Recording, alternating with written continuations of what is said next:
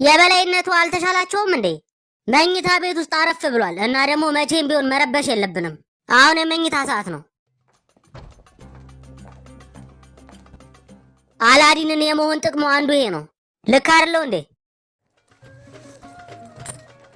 አረ ቀበቶሽን ጣልሽው።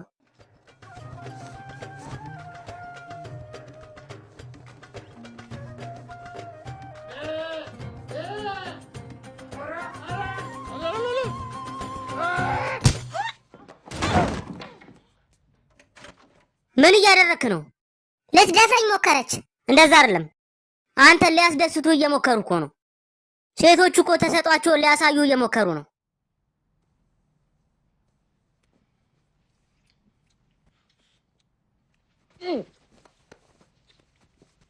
ታው እንጂ የበላይነቱ። ሴቶቹ እንደዛ አድርግ። ሴቶች ጡታችሁን አሳዩት።